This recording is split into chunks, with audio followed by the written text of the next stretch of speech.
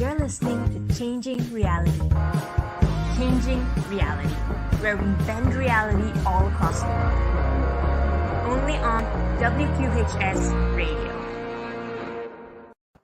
So hi everyone and welcome all to another episode of Changing Reality. So Changing Reality is a show from the WQHS Radio here at the University of Pennsylvania that features phenomenal people from all walks of life who are in essence changing their own reality.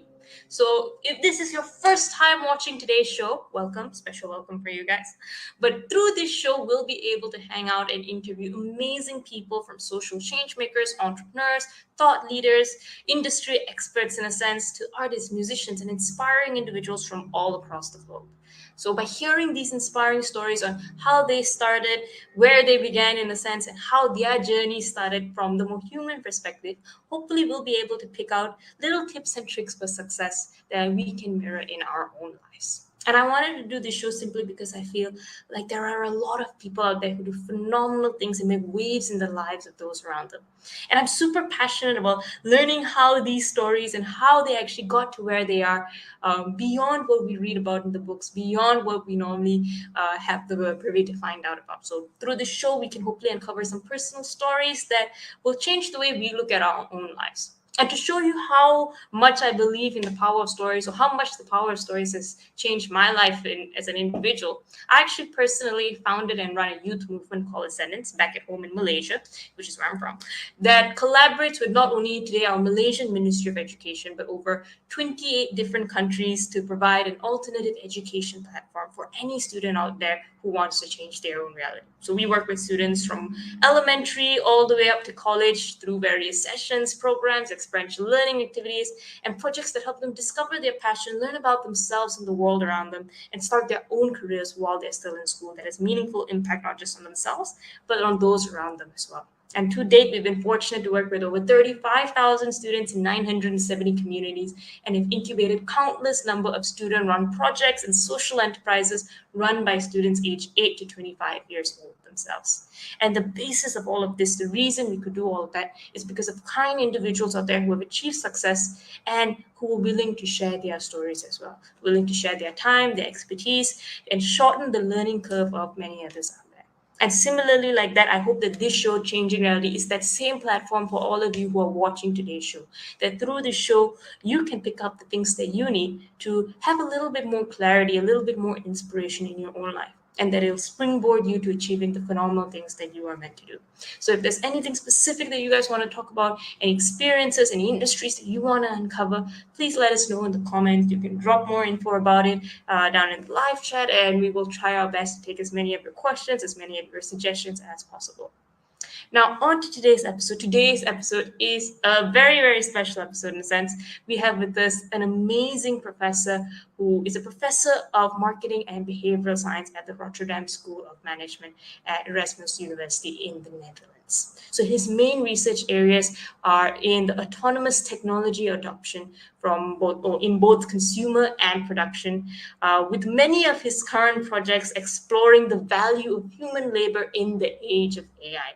He's published numerous papers from advertising language, consumer identity, numerical cognition, and so much more, with his work having appeared in some top journals across the world, from the Management Science Journal, Natural Human Behavior, Journal of Consumer Research, and even the Journal of Marketing and the International Journal of Research in Marketing. And his work has not only been featured there, but also featured in media from across the world, from some of the most prestigious institutions, from the Harvard Business Review, MIT Sloan Management Review, The Times, the Wall Street Journal, and many more as well.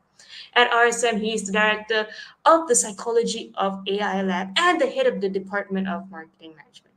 And very soon there have been whispers that he may even be, I would say, a professor here at Wharton and would grace our campus too. So fingers crossed that we'd one day all get to meet him in person. But until then, without further ado, let's welcome our phenomenal speaker for today, Professor Puntoni. Hi, everybody. Hi, Asha. Thank you for the very kind introduction. Kind? I feel like you are one of those people which I didn't do justice enough. There's so many things that you've done, so much research, so much publications, that I think we need a whole show to cover that alone. But anyway, thank you for joining us on the show. It is amazing to have you here. It's a pleasure. Yeah. And one of the things that I personally always love having people on the show who, as I mentioned in a spoiler, that there may have been whispers that maybe you'll be joining us on the Wharton campus soon, in a sense. I personally think that you would be an amazing addition. And I was just talking to you before the show that I'm sure you have numerous fans by then from today's episode pouring in for your classes and pouring in to listen to the things that you've done.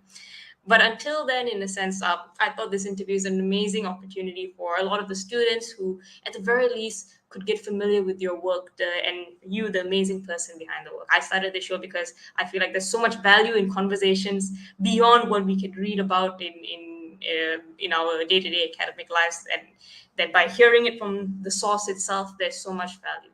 So I'm curious, though, in a sense that you've done so many things. You've literally been a pioneer in many of your fields of research. AI, you started researching about this. You started, I would say, publishing papers on this long before it became a buzzword that it is today.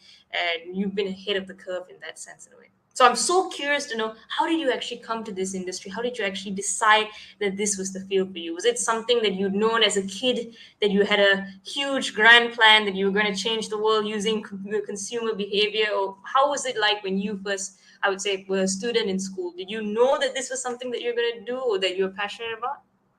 I had completely no clue. And I think that's true probably for a lot of people. First thing I like to say that it's a pleasure to have the opportunity to learn more about the Penn student community, and I do indeed, like you said, hope to have more opportunities in the near future to get to know better this amazing community and this amazing group of students. So I hope there will be more news coming soon on this. But in terms of like how I got to be a professor, I think that probably true for a lot of people, certainly in academia, but I think it's true probably in every field. Sometimes when you meet at a conference with colleagues and you sit around a table for dinner, you get around and say, how did you get into this? Like it's not, it's a niche thing. It's also business studies at an academic level is maybe not what you tend to associate usually with academia as much. It's a bit more practical, right? And so it's interesting to hear the stories, and everybody has an odd story, So most people come to where they are in roundabout ways, and I think to some extent, I learning from this for students is that you can't plan too much. I think you need to know your strength. You need to know what you enjoy. You need to know what impact you care to make in the world, but how exactly you're going to do that, you'll figure it out. Opportunities will come out, and I think it's very hard. There are some people always wanted to be a doctor. Okay, so day one, they worked their life. They did it. It's great. But I think this is actually a relative minority of people. I don't think most people are like that. So for me, I actually, finishing high school, I didn't know what I wanted to do.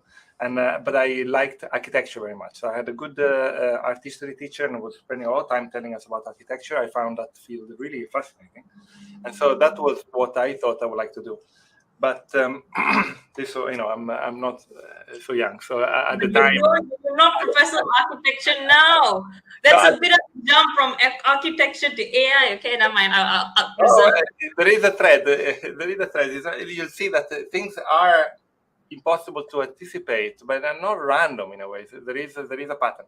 So I thought, okay, architecture is a good thing, but at the time, you still was this impression that you needed to be good at drawing. You need to do, hand drawing for architecture. You started getting computers and computer-aided design. Things were changing, but still there was this idea if you are bad with your hands, let's say, if you don't have good drawing skills, it doesn't sound like a good career option. And I had awful, dreadful drawing skills. So my teacher said, "Yeah, I like that you like it, but I have to tell you, no, I don't think you can do this." So I said, "Okay, what do I do then?" And then I started exploring a lot of different topics, and I found that many things interesting. I mean, at some point I was thinking of studying history, and then at some point I wanted to do philosophy. Then at some point I wanted to do astronomy, and then the big divide was really between the sciences and the humanities, because I liked both, and I didn't know really what path would be best. And then I thought, if I'm studying the sciences, I might be able to pursue, cultivate an interest in humanities in my spare time. And if I pursue the humanities, I'm unlikely to be cultivating the sciences, just because the entry barrier is so much higher, so much harder work in some way to get to a minimal understanding. So I thought, you know what, I think I'm better off doing something more on the scientific side. And then I was looking at what to do, and I didn't know, but I was fascinated by the social sciences, and I thought, what could be scientific around the social sciences? And I figured that one thing that could be good would be to study statistics. So, you know, you have data everywhere, and you know, obviously this is especially true today, but it was already true back in the in the 90s when I was studying at university. And so I thought, okay, let's do statistics. Did that for basically 5 years of up to kind of graduate level. And then while being there, I really enjoyed the academic environment. I liked the intellectual vibrancy, you know, the smart people you meet there, the pushing the boundary of what we know. It sounded exciting. You know, you find something that you want and you want to study more, and you are free to really pursue that interest.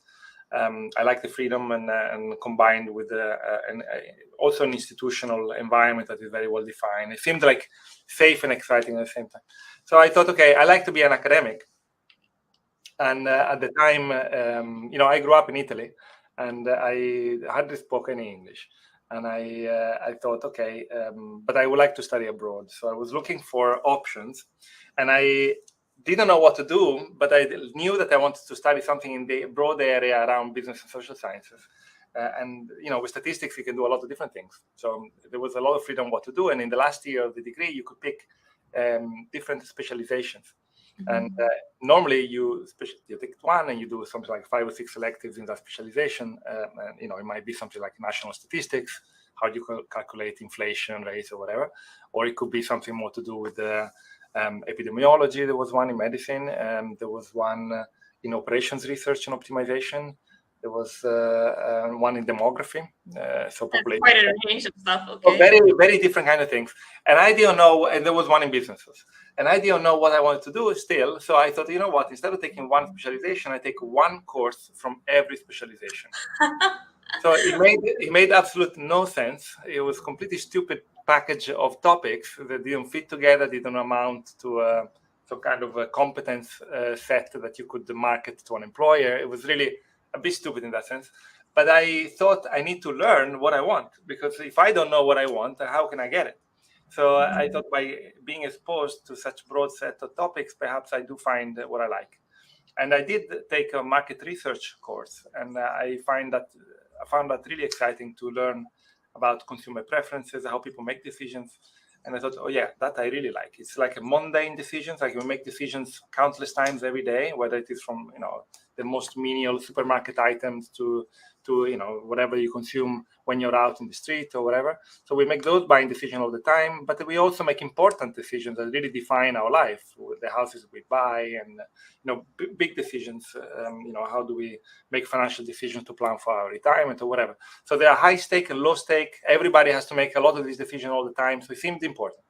And so I liked it, and I thought, okay, that's what I'm gonna study. The strange thing then is, I think, a learning for students maybe, that sometimes it is worth just engaging in some experiences for the sake of learning better your preferences.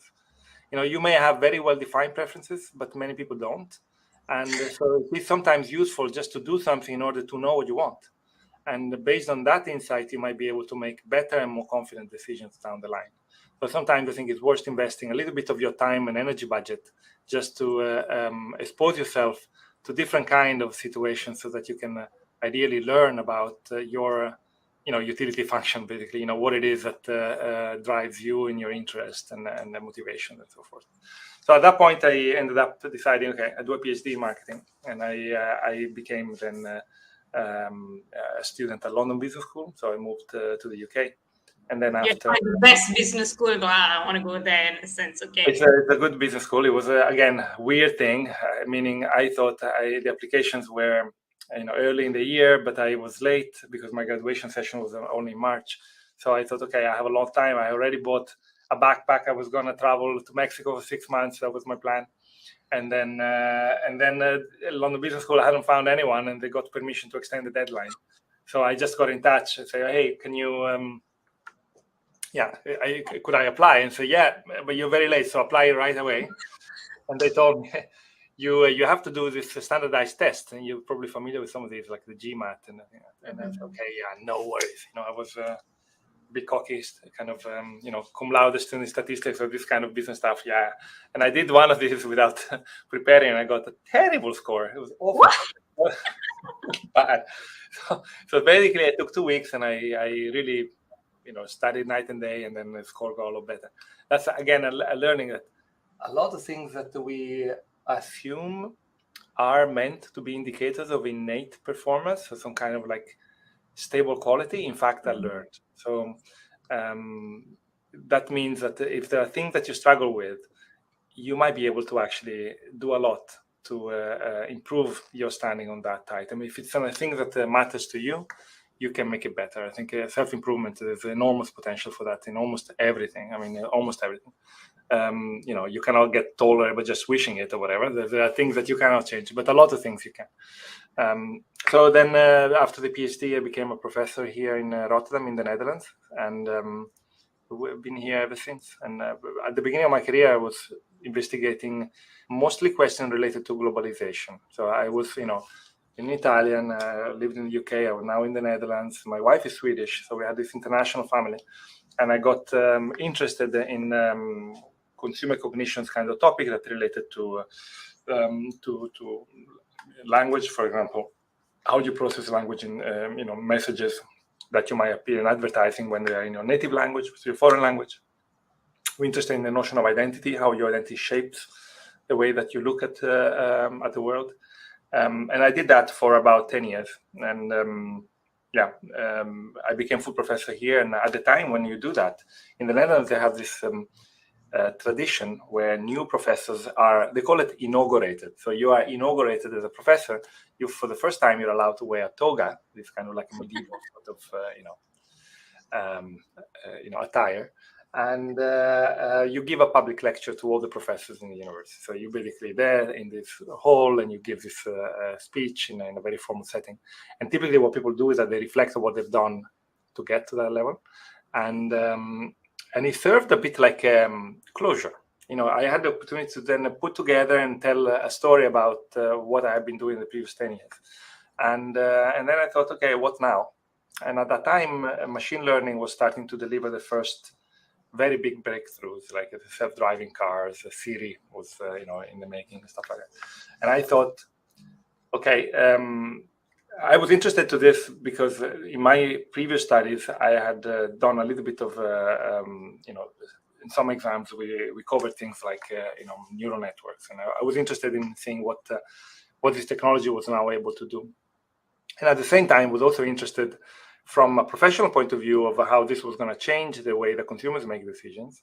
And even from a personal point of view, as a parent, I was thinking about what kind of skills do my children need in order to be successful in tomorrow's world, because of course the world is changing fast. Machines are able to do more and more, and what is it that we will be focusing on, and what do we need to equip them so that they can be successful? So I was thinking about these things, and I thought, you know what, why don't I just start a research stream on this? There was nobody doing work at the boundary between data science and behavioral science at that time, and I thought, okay, there's a lot of interesting questions, and that's what I've been doing for the past 8 years. And it's been, it's been a good ride. I've been enjoying it. And I think naturally, when you get into this kind of area, there's so many questions that there's basically no shortage of new projects or ideas. And I've been quite busy ever since. No, absolutely brilliant, absolutely brilliant. And one of the things that I was very fascinated when I first started reading a little bit of the papers and the articles that you publish online was that intersection, in a sense, between the people element that often people forget about when they talk about AI and data and all of these things, in a sense. And one of the things that recently I've had the fortune to speak to a couple of PhD students who are very early in the journey, probably in their first semester, and they always have a bit of an issue in kind of picking a topic or something that they want to research about that they feel that they can really flesh out and that they're passionate about. for you, in a sense, it seems that you bring together kind of like what you see around the world with your own personal experiences, and you seem to merge the two in a sense. Was that something that comes naturally to you, or is it something that you had to crack your head over trying to figure out what do I do next, in a sense? Actually, yeah, I tend to find research questions in the world around me. So I don't normally derive research ideas from reading other papers. Sometimes I do, but most of the times it's just by observing something in the real world, maybe something in my own life, maybe something that I see people writing about in the media that strikes me interesting, important. And I'm a marketing professor. I'm a behavioral scientist investigating consumer decision making. So I'm basically an applied, the way that I see myself, an applied researcher. I want to study things that happen in the real world. I'm not a psychologist. I'm not an economist in that sense. So I think finding ideas in the real world is important, because then you are more confident that the idea is actually important, because you can see that it's a concern for some people. If you see a phenomenon you observe, you are more confident that the phenomenon actually exists, because you already are able to somehow observe some of its manifestations. And it is easier to persuade readers, for example, journal editors, that we should be studying this. So I think there's a lot of benefits from seeing things out there and trying to study them, rather than sitting in the lab and come up with some hypotheses that may or may not bear on what people actually do in the real world. No, very true. And I find it interesting in your journey how you shared in the initial stages that you yourself were not so sure what to do in your own career. And then today you're someone who, as I said, pioneered this whole, or was one of the very early people in this phases of research. On the flip side, now you are a professor. I'm sure you have students who are even more confused and not uncertain of what to pursue, that you have met and you had to teach, in a sense. Have you ever encountered students like this, or do they still exist, or are we the outliers, me and my friends? So how do you actually guide them towards finding things that suit them, in a sense, or helping them kind of discover what their passion is or what field they should take? I think a lot of students today should relax a bit. I think there's a lot of students who are very stressed. I think the expectations are very high, and I think the danger of being so worried about not achieving your potential, or about negative outcomes, is that you actually make those bad events you want to avoid more likely to actually occur. So I think if you want to be a successful student, I think you want to be displaying a passion for learning. So having intrinsic motivation, you should be there because it's a life-changing experience for the people you meet, things you learn, experiences you have, and take advantage of that, and not be too worried about having to pad out maximally your CV, or having to go to every recruiting event and make sure that you are networking with everybody that you possibly can meet. Do the things that you think are giving you meaning and pleasure, and obviously work hard, but do it in a way that gives you energy, not that takes it away. And I think I see too many students that struggle a little bit with that. I think COVID hasn't helped. I think has been creating massive, mental health problems for a lot of people, and maybe students especially, because I think especially in the age group between, say, 15 and 23, this is the time when you are supposed to go out, you're supposed to meet people, you're supposed to be experiencing the world, and you grow that way.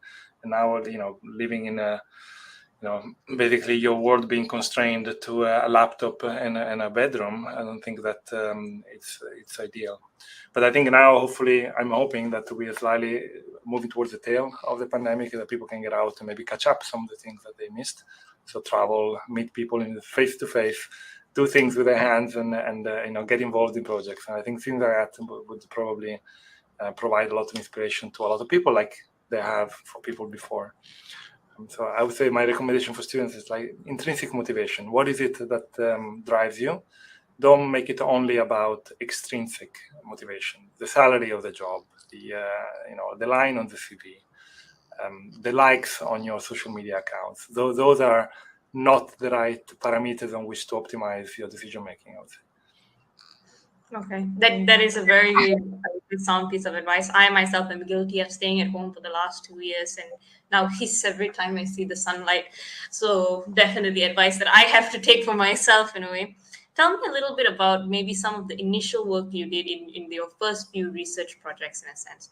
Were you always the kind of researcher who had that intrinsic motivation to see it to the end? Or did you, even prior to the pandemic, suffer from bouts of burnout or demotivation at times in a sense, and how did you pull yourself through? Because research is something that people look at like, oh, you wrote a paper, it seems very easy, but there's so much work that goes inside it in a sense that is unfathomable to people who have not gone through that experience that you did. So how did you basically ensure that intrinsic motivation lasts towards the end in a way?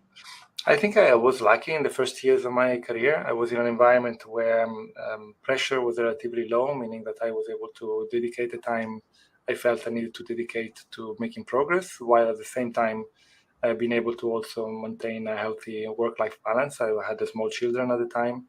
I actually had this profession has a lot of advantages, but it has a couple of disadvantages. And one of them is that you basically, before you're ready to start working as a professor, you have to go through a very long training, right? Because you go through your graduate and then you have your PhD. And so you are basically close to hitting 30 by the time you start working almost. I think I was 29. And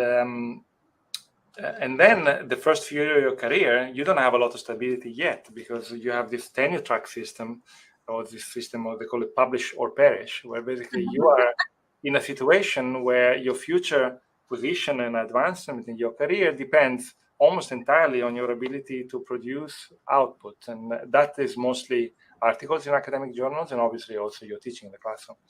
And for a lot of people, that's a very stressful time.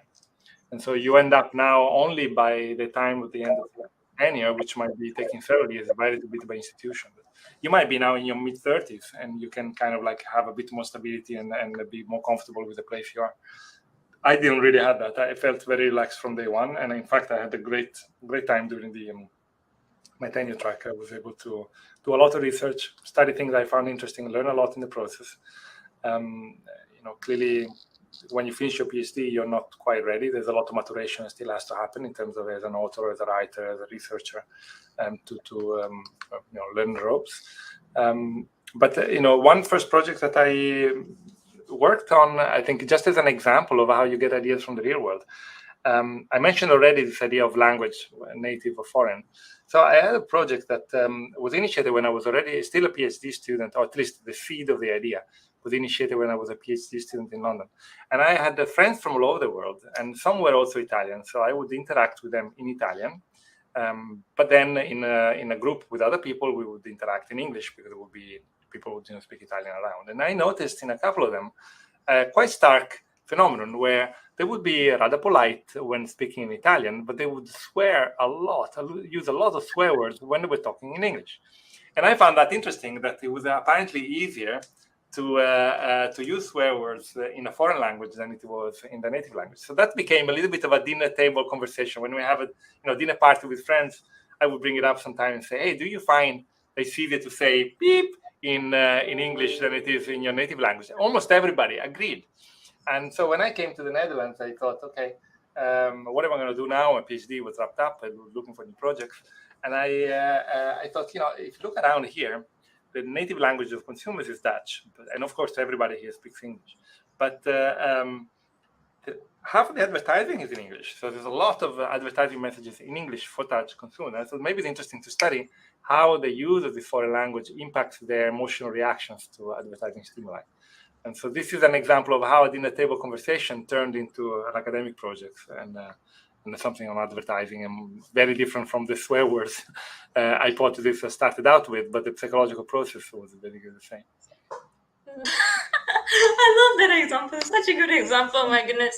And that is actually a very good example of how sometimes we see things in the day-to-day life that can evolve into something that has much more profound, I would say, research behind it, and a lot of, I would say, discovery behind it. That's a very interesting example. Actually, I never thought of it that way. I'm going to go and talk to all my bilingual friends and then get from them the truth now that you've mentioned it. It's going to be my dinner table conversation for at least a couple of weeks.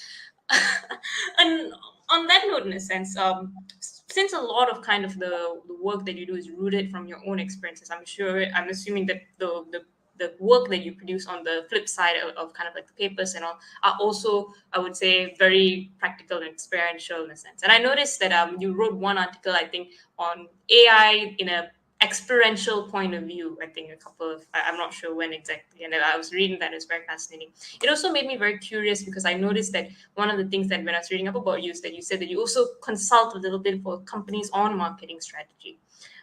What has your experience been in kind of like going out there to these people who have been in the company in a sense, or in business in a sense, using these marketing strategies and bringing to them new input and new research? Have they always been receptive? I know some people are extremely receptive to new ideas, while others maybe are much less so in a sense. So in your experience, how has it been communicating the research that you've had and kind of like the insight that you've gotten to others out there who would be able to apply it in their own businesses?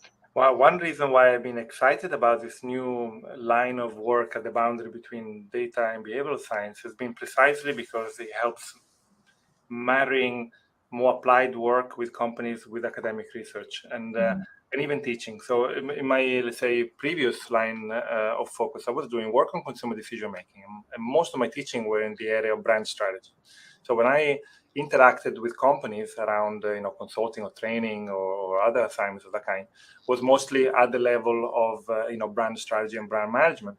And so it was mostly focused on what I was doing in my teaching activities. And there was it felt sometimes a very stark separation between my life as a researcher and my life as a teacher.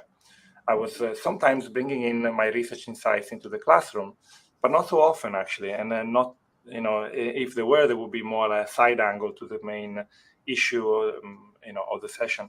And I never particularly liked that. I think, it's normal that as an academic, you wear multiple hats, right? You have a manager, administrator hat, you have a teacher hat, you have a consulting hat, and a researcher, whatever. So we do play different roles, but ideally you would like those roles to have strong synergies so that you can build across the line of work. And that was often not really feeling like that very much.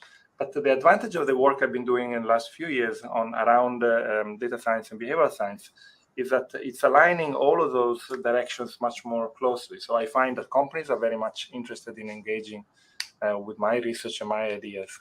In my classroom, I can talk much more about my research than I used to do. So in a way, I found one thing I like about it is that in my professional life, I'm finding now this greater focus and alignment that feels more like it's one career rather than three different careers. So yeah, I think companies do struggle to find ways of using data well and deploying algorithms in customer-facing functions. And so if you talk to companies about data science projects, you'll soon figure it out that data science projects, they're very rarely failing for technical reasons. Now, sometimes there might be problems of data availability, but usually it's not the technical issues. What makes projects not deliver is a human side.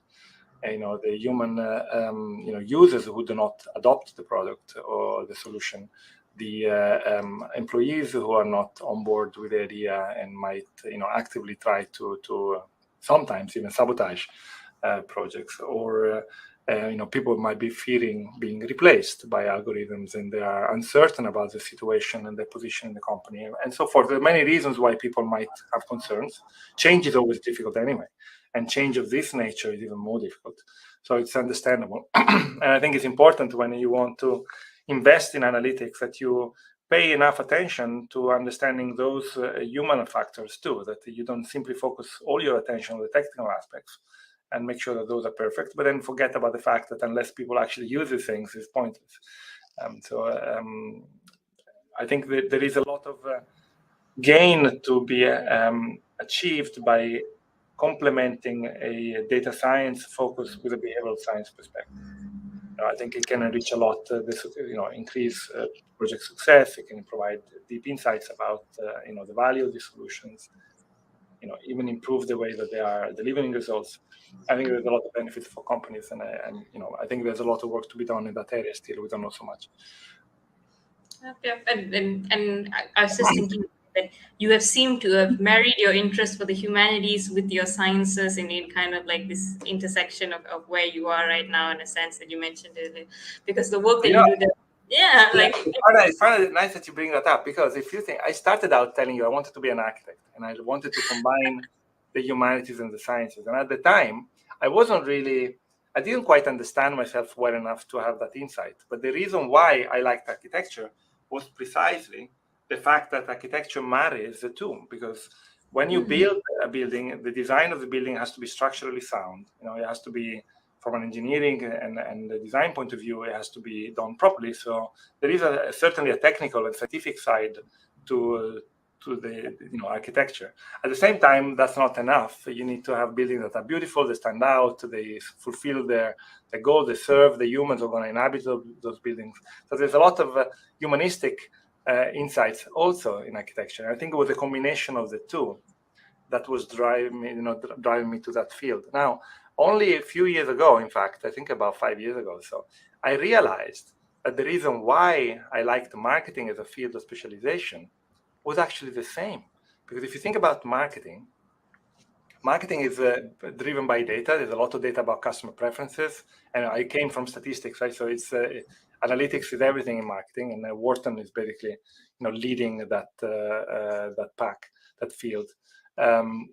At the same time, marketing is about standing out. It's about creativity. It's about doing something different. It's about enticing people. So there's a lot of also the more creative side, and you have a left side and a right side of the brain, as old metaphor. And I think marketing is one of the few disciplines I know where you nurture both. You need to be both analytical and creative. And I think that's why I 5 years down the line, I found that I like to specialize in marketing, because I think it has the same reason why I wanted to be an architect, actually. Although the fields are completely different, they both share this blend of soft and hard. You see what I mean? That is amazing. But I'm so curious, how do you think your life would have turned out if you had been good at drawing? Because I feel like that's one of the issues that people face, is that they like something at very early on, not because of the field itself, but because of reasons like that they see the synergy between two aspects of themselves that they want, in a sense. But that might not be the exact thing that is their fit, in a sense. So do you think you would have come to this research had you have been good at drawing and pursued and tried architecture as a kid, or Yeah, probably not. But you can do you can engage in counterfactual and think, what if? And I think you can think about life as a decision tree, where you have branches and they separate out based on the decision that you make, the people that you meet, and the situation that you're finding yourself in. And it's important to realize that while some branches of that tree might be more desirable than other branches of that tree, for a given individual, there are many good branches that are available. So I'm happy where I'm now. I enjoy what I'm doing. I wouldn't want to do anything else. But I am quite sure, too, that if I had made different choices in the past, I'd probably be saying the same. So, you see what I mean? That there are many good futures, and I don't think we need to over-obsessed about playing out counterfaction. What if I'd done that? Yeah, it would have been different. And sometimes there are bad outcomes. Right? So you might end up in a situation where you're quite unhappy about the choices that you made, and that's of course unfortunate. The important thing is you look forward, not backward, and say, okay, if I'm not happy where I am, what am I going to do in order to be happier in the future, rather than ruminate and regret things that you can no longer change.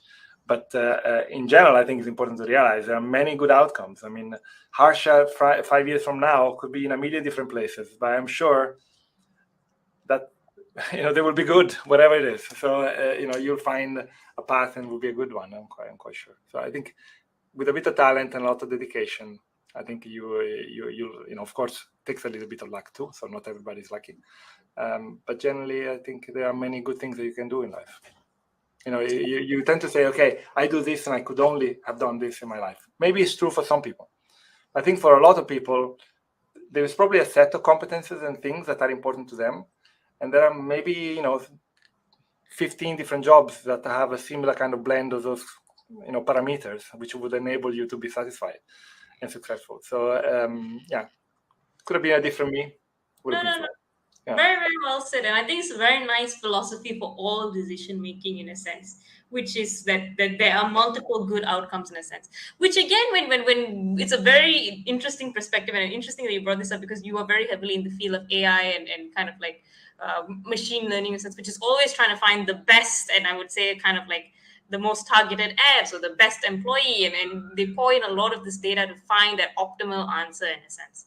And at the same time, that process itself, I feel, leaves the human touch of things behind in a way.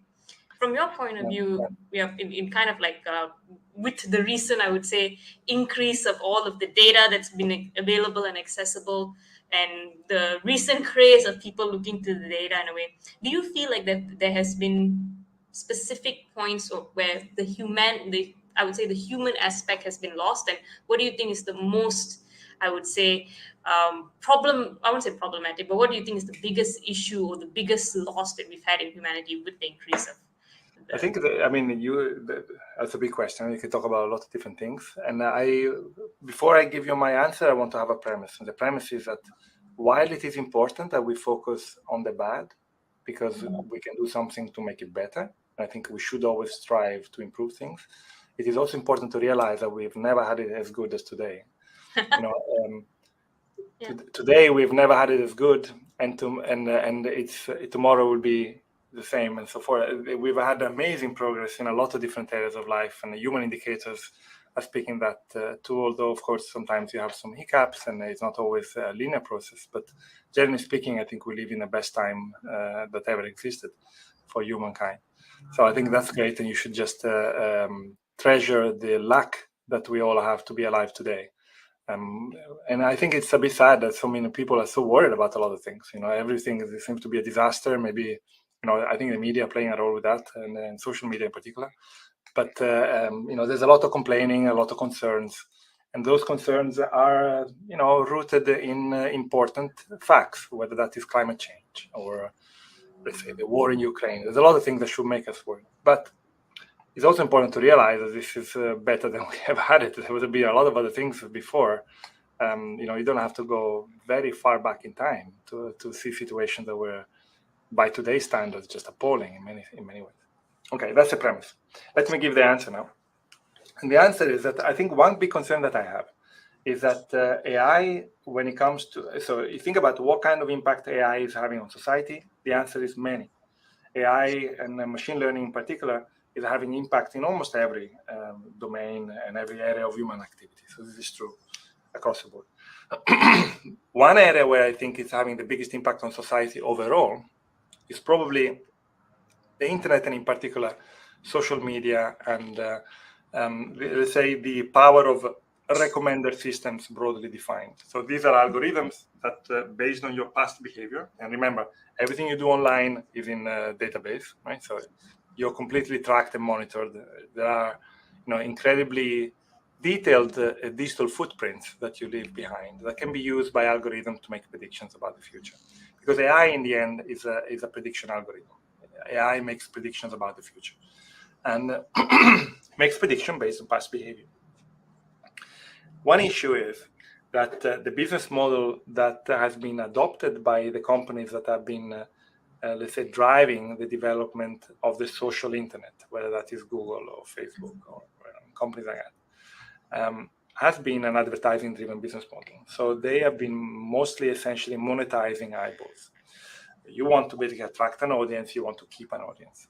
So the algorithms are optimized for that purpose. So whether it is the newsfeed algorithm of Facebook that is designing posts for you to see, or the photos that are streaming on your Instagram feed, or whatever, the next video recommendation on YouTube, or you name it. They're all designed to keep you there. The problem that I have is that the algorithm is never asking you what kind of person you want to be. What kind of human is important for you that you become. And so it's basically algorithms that are entirely optimizing on short-term urges and desires. So the algorithm is keeping you here now by showing you cat videos or whatever it is that is capturing your attention. But by doing so, you may actually make it harder for the person to achieve the goals that you want to achieve in the long run. Maybe you want to be a great swimmer, or you want to be a great musician, or an engineer, or another million things that require time and attention, and you spending days watching cat videos is not going to make it any easier for you to achieve those goals. So what I wish was for an internet where the optimization criteria of the algorithms were different from maybe those that we have today. And instead of trying to optimize, making predictions about what this person will want to watch now, we'll keep into consideration what kind of person this person wants to be in the future, and try to help you achieve your long-term goals rather than only optimizing your short-term desires and urges. Because I think this is a massive, I mean, we are basically, this is, I think, is a concern, especially for young people that consume so much media content through these channels dominated by advertising business models, is that you basically have to struggle even more to achieve your long-term goals, because it's like you have someone who's pulling you. You know, you have like an angler reeling you in with the algorithm making predictions, saying, no, I want to get there. You know, I want to study for that exam. I want to practice for this or whatever.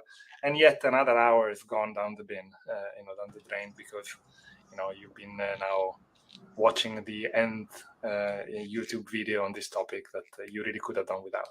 But it's difficult to resist those short-term urges, and the algorithms are perfectly designed to understand how, or to make predictions about how do you, keep people in today, and make them forget about the fact that there is a future. But this is a very, very fascinating point in a sense. I'm a big believer in you are what you eat, but not necessarily in that space, but in you are what you consume, which includes the media you consume in a sense, the information that you're getting in a sense. I feel like to a large extent that programs the way you think, that programs the way you as an individual behave, respond, and all of that. And as someone who works with a lot of teenagers who spend a lot of time on the internet, I can agree that sometimes it's just, even if you're trying to get out of an emotional funk, or whether you're trying to get into the momentum of working towards something in a sense, it requires a completely different profile of media for you to consume that is not maybe necessarily the media you're consuming now in order to make it's very hard to do, right? I mean, if you are bringing self-control fight with the YouTube algorithm, it's like you're showing up with a knife and the algorithm shows up with a bazooka. It's hard to win. yeah. But that is a very interesting, and I think we should, like as you said, looking forward and not looking back. I think we should look forward for the day where we did this same weakness in kind of those algorithms can be turned the other way, in a sense where we could actually program what we want, like how, as you said, the long-term goals that we want to achieve, the people that we want to be in a sense, and have a media, I would say, circulation that we can consume that brings us forward instead of drags us back. And I think we need the regulation. We need better consumer insights too, the consumers themselves. So you don't hear a lot of complaining about the Netflix algorithm being so good at understanding what people want to watch, and that being bad for people, right? Why? Because people pay for Netflix. Netflix objective is to serve you things that make you happier in the long run, because if you stop paying for the subscription, they lost a customer. And at the same time, it's a media consumption. You watch Netflix when you decide you want to watch something. It's not on your phone constantly running and telling you, calling for your attention. But you hear a lot of complaints about the Facebook algorithm, the YouTube algorithm. Why? Because of the business model. I think a combination of maturing of the internet and maybe regulation should help us align better our day-to-day behavior with our long-term goals. I think basically I think sometimes getting things for free has not been a blessing, actually. I understand that people say it's great that we can use the social media platform for free, but I think there are important repercussions to that, which may be actually quite undesirable for a lot of people. Some applications that I use for free, imagine Google Maps, with the recommendations with news for restaurants or shops that you might visit nearby. I can see there a great fit of a free usage model and advertising-based business, which can provide a lot of service and value. But when it comes to media consumption and time-consuming things, I think that's a different story. Amazing. That's a very, very good point that I will have to digest, and hopefully we come up with a solution to that soon, and a middle ground soon, in a sense. But no, that's a very, very good point. I'm very glad you shared that. On the flip side, in a sense, you have done so much, I would say, delving deep into this whole industry and this whole intersection between the way people work and the way AI works, in a sense. In all of your research, what has been I would say, the research that you've done that's been the most impactful to you, or the most impactful that you've seen as it's gone out and touched people's lives? I don't know about impact, but one, I mean, I can mention two quickly. One you already mentioned was this research on trying to understand, taking an experiential view on AI. The question we were asking is a simple one, but I think a very fascinating one. What kind of experiences do people have with AI? Okay, AI can perform particular tasks. You have different types of algorithms. But what experience do you have from the other side as a user? What is the experience of interacting with AI? I find that really interesting, and it can provide a lot of insight for companies about how to design good customer experiences. Right? If you rely more and more on AI in your products and solutions, then understanding what consumers' experiences there are with that, then I think it can help you design better products and services. So that's basically one line of research. One that I also find interesting, I'm interested in the psychology of human replacement, meaning how does it feel to be replaced by a machine? And I studied that both in the consumer domain and in the, let's say, work domain. And in the consumer domain, I had a paper where we're looking at identity-based consumption. We do a lot of things in our life, not only because we want to get a job done, a means to an end, but also because doing those things is what a person like us should be doing. It defines us as a person. So if you are really into tennis, playing tennis seems to be quite an important thing to do. If you like to claim the badge, I'm really into tennis. See what I mean? So a lot of our behavior is driven not only by the consumption outcome, but also by the process of engaging in those activities and the value that they provide to you as a person. So it's not only about the destination, it's also about the journey, let's say, And what we find is that when people consume, partly because this is the person they want to be, then automation can be a challenge because it can reduce your experience of being that kind of person. If you're outsourcing a lot of important tasks to an algorithm or to a machine, then all of a sudden it's difficult for you to claim that you're actually doing the job, whether it is the cooking or the baking or the fishing or whatever, any activity that you might have as a hobby or as an interest. And so it's important for companies that roll out automation innovations to understand how those innovations fit into consumers' experience of being that kind of person. So that's in the consumer domain. In the case of work, we have a paper that makes an interesting point, I find, which is that it feels different where you're replaced at work by a human or a machine. Yeah, I can imagine. So let me make you. To explain the effect, I can put you in the experience like if you were a participant in one of our experiments. So imagine I make you read a story about a company that they need to cut down costs, and they have two options. They can either replace people with people, meaning they outsource to an external supplier, or they can replace people with robots, so they can automate production.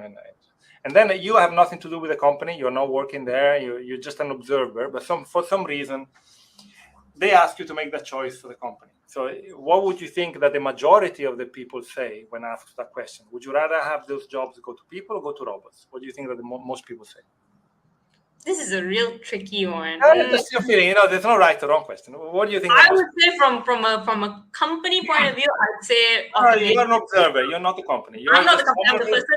You're just an observer. People. I'd say people because you stimulate the economy, you provide jobs, right? So most people say, if I get to pick and everything is the same, then give the jobs to people. Okay, so that's what about 2/3 of people tend to tell us. There is a second experiment, a condition in the same experiment, where we give them exactly the same story, but now it's not any company. Now it's your company. And it's not any job.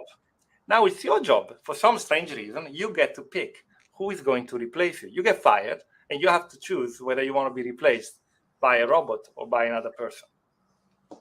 What do you think that most people prefer? This is very tough. I would like to pick a robot just so that I don't feel terrible that someone else replaced me. Exactly. Most people now say, it's all very well. When other people's jobs are going, I want people to get those jobs. But if it's my job, I like to give it to a robot. And yeah, so people have a short-term psychological incentive to prefer robotic replacement because it's less self-threatening. you don't feel, you don't compare yourself to robots as much as you compare yourself to other people. So it doesn't hurt as much psychologically to be replaced by a robot as it hurts to be replaced by a person. These are some examples of the stuff that was done in the last few years. You just proved a hypothesis out there with me, because I definitely fell into that. But oh gosh, that is that is insane to think about.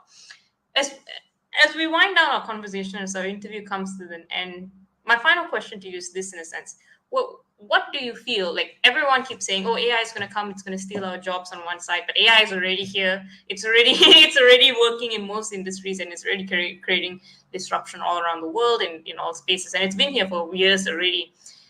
What do you think is one thing you wish people thought about more when they think of AI?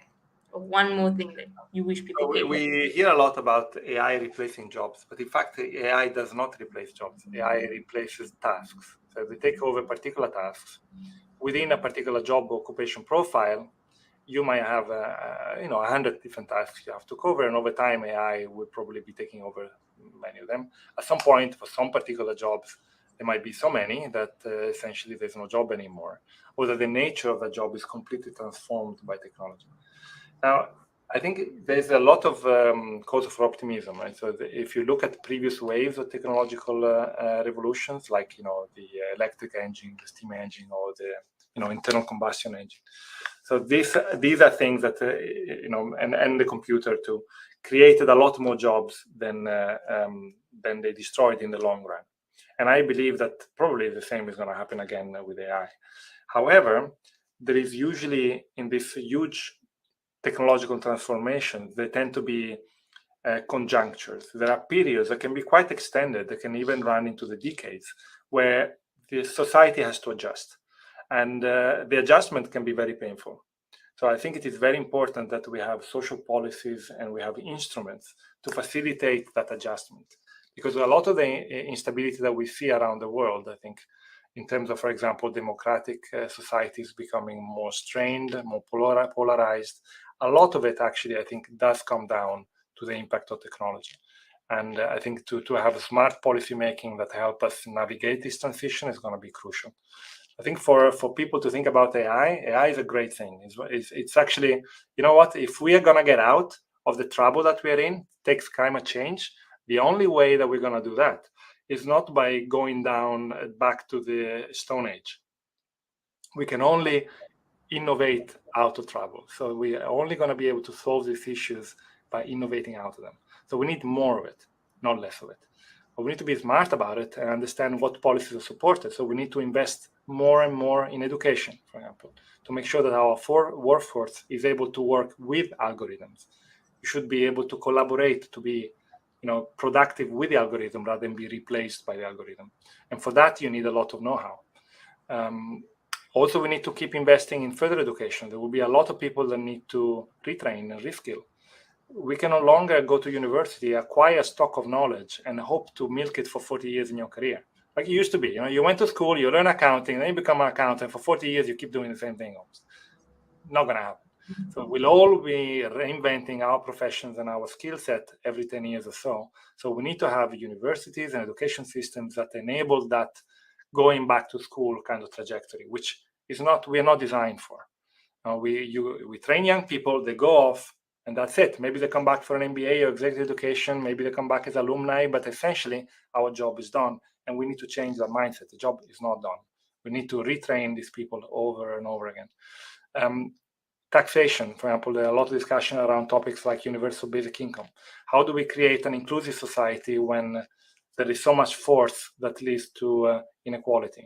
Technology has this tendency to create winners and losers. So inequality is always increasing at a time of technological disruption. And we are seeing that today. How do we mitigate it and facilitate that so that we can have a stable democratic society, for example? These are important questions and obviously are not for me to answer. All I can do is to try to understand the individuals' reactions and psychology around autonomous technology and try to provide some insight and might be able to provide input or guidance for some policy-making decisions, but that's for others to do.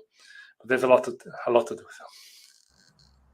I think one interview does not do you justice. I think we need a few at least to capture all of the insight and the things that you're talking about, because these are big questions that I think the world is struggling to tackle. And I really appreciate how you've essentially brought them out in such a nuanced and yet hopeful manner, in a sense. I think we need more people like you to help us be in the right frame of mind, at the very least, to innovate out of the things that we are in, as you said. And I really appreciate you taking the time to speak to us today. And I can definitely tell that this is going to be an episode that blows the minds of our audience, and because it's at least given me a lot to think about, that I'm very grateful for. So thank you so much for being on the show. I had lots of fun talking to you and getting myself, I would say, absorbed in your questions and your responses. So thank you so much for doing this. And I only hope that you had a fraction of the amount of fun that I had listening to you, in a sense. Well, great to be here. Thank you so much for having me. And I hope to maybe meet you on campus after the summer. I agree, and I'm sure our audience agrees as well. So thank you so much. As I said, wouldn't be crazy if they didn't have you on board. And to our audience, in a sense, thank you so much for joining us. We appreciate you listening in as well for today's episode of Changing Reality. And if you enjoyed today's show, please show our beloved professor some love. Like, comment, tell us how you felt from today's episode. And until then, we'll see you again next Thursday at the same time. Bye. You're listening to Changing Reality. Changing Reality, where we bend reality all across the world. Only on WQHS Radio.